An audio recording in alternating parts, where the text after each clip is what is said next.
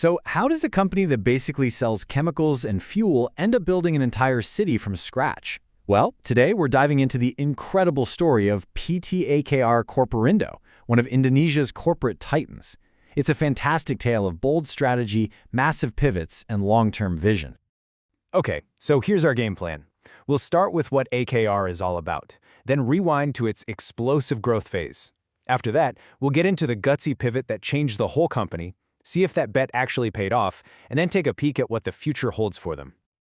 All right, first things first. To really get this story, you've got to understand what makes AKR tick. What's their big idea?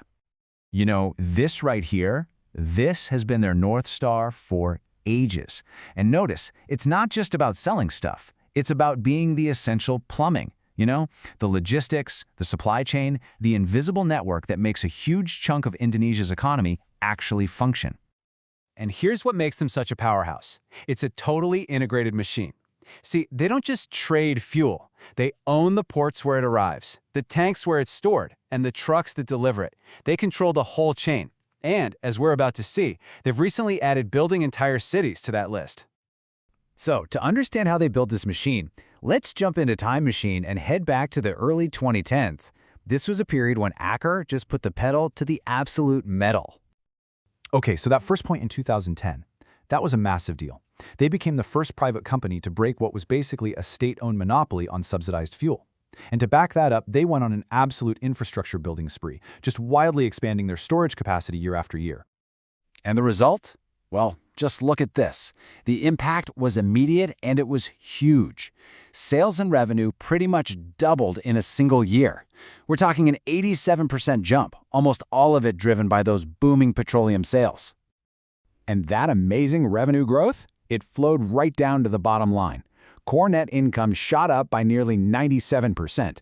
The company was just firing on all cylinders. That huge bet they made on building out their infrastructure was paying off, big time. But here's where the story gets really, really interesting. The good times couldn't last forever. The global economy started to change, and instead of playing it safe, AKR made a move that would completely redefine the company. So, by the middle of the decade, the music started to fade a little bit. Commodity prices were dropping, things were getting volatile, and even Indonesia's own economy was cooling off. For a company so deep in fuel and chemicals, these were some serious headwinds. So what do? Well, most companies would probably pull back, right? Cut costs, wait it out. Not AKR.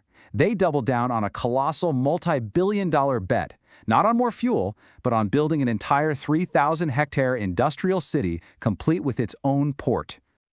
And then came the real masterstroke.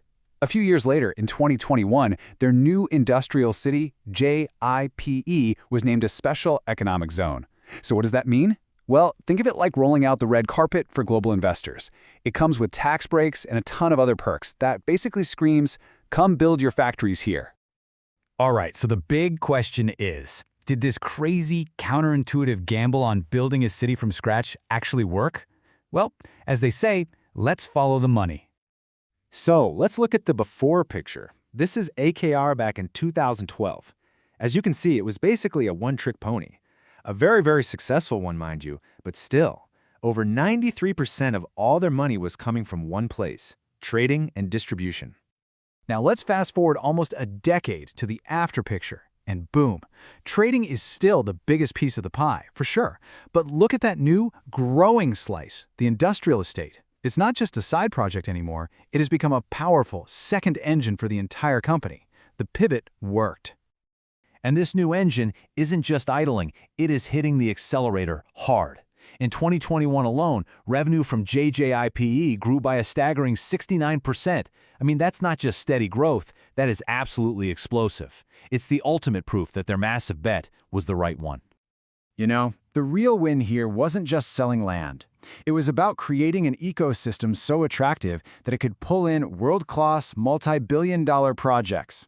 Getting the world's largest single-line copper smelter to set up shop, that's not just a tenant, that's an anchor that secures the value of the entire project for decades. So you have to ask, how on earth does a company pull off a transformation of this size? Well, it doesn't happen by magic. It's all about having a disciplined, solid structure that lets you make those bold moves in the first place. AKR runs on what's called a two-tier board system. It's actually pretty simple. You've got the board of commissioners. Think of them as the supervisors. They watch over the big picture and give advice. Then you have the board of directors, and they're the ones in the driver's seat, running the company day to day. It creates a really clear system of checks and balances. And this right here, this is basically their secret sauce. Underneath all the giant projects and flashy numbers is a deep commitment to the fundamentals. It's the boring but absolutely crucial stuff. Managing risk smartly, investing in your people, and just running a tight, transparent ship. This is the bedrock that makes all the big bets possible. So after pulling off a pivot that massive, where do you go from here? Well, you can bet they're not just standing still. They are already making their next big moves. And interestingly, they're circling back to their roots in fuel, but with a brand new strategy. They've teamed up with the global energy giant BP, and the idea is just brilliant. You take AKR's incredible deep logistics network in Indonesia, and you pair it with BP's world-famous brand. It's a perfect partnership. This quote from their management really says it all, doesn't it? Leveraging existing capabilities. That is their entire playbook in just 3 words. It's the philosophy that let them use their logistics network to dominate fuel, and then use that success to build an entire city. It's always about building on your strengths to find the next big thing. So when you step back, the evolution of AKR is an amazing case study. They went from being a distributor to a master planner of industrial ecosystems. They've shown they can do more than just supply an economy. They can literally build the very places where that economy grows, which of course leaves us all with one big fascinating question: what will they build next?